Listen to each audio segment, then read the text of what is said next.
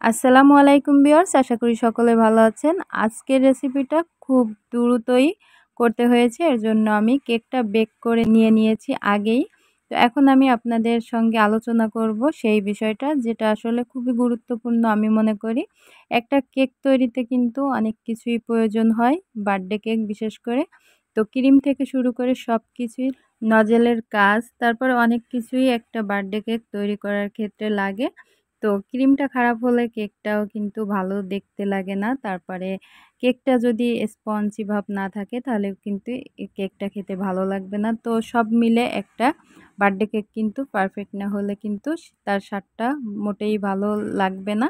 তো আজকে আমার একটা 1 পাউন্ডের কেকের অর্ডার ছিল। তো আমি একটা স্পঞ্জ কেক বেক করে নিয়েছি। আপনারা চাইলে আমার চ্যানেল থেকে স্পঞ্জ কেকের রেসিপিটাও দেখতে পারেন। তো এরপরে আমি স্পঞ্জ কেকটার ভিতরে ক্রিম দিয়ে লেয়ার দিয়ে তারপরে এটাকে ডেকোরেশন করে নিচ্ছি। আর এখানে আমার কিন্তু আরও একটা ভুলও ছিল, দেখতেই পাচ্ছেন আমি যে গোলাপটা তৈরি করছি খণ্ডে খণ্ডে, আসলে গোলাপটা তৈরি করতে যেয়ে একবার ভেঙেও গিয়েছে। তারপরে অনেক ঝামেলা ফেস করতে হয়েছে, যেহেতু হঠাৎ করেই কেকের অর্ডারটা এসেছিল। তো বুঝতেই পারছেন একটা বার্থডে কেক কিন্তু অনেক ঝামেলা করে করা লাগে।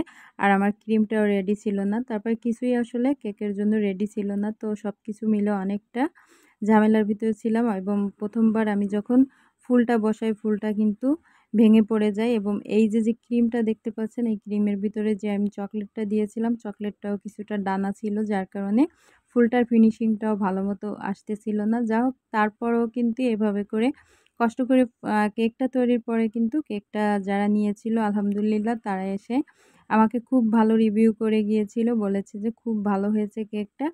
তো যা হোক, আলহামদুলিল্লাহ আপনাদের দোয়ায় খুবই ভালো রিভিউ পাই আমি কেকের জন্য, যার কারণে আপনাদের সাথে কেকটা শেয়ার করি। হয়তো যারা ভালো কেক তৈরি করে তাদের মতো হয়তোবা অতটা ফিনিশিং এখনও হয়নি, তারপরেও আলহামদুলিল্লাহ কেক এবং সব কিছু মিলে সবাই খুব ভালো রিভিউ করে। তো তারপরে আমি প্রথমে যে নজেলটা ব্যবহার করেছি গোলাপের জন্য, সেটা ছিল 124K।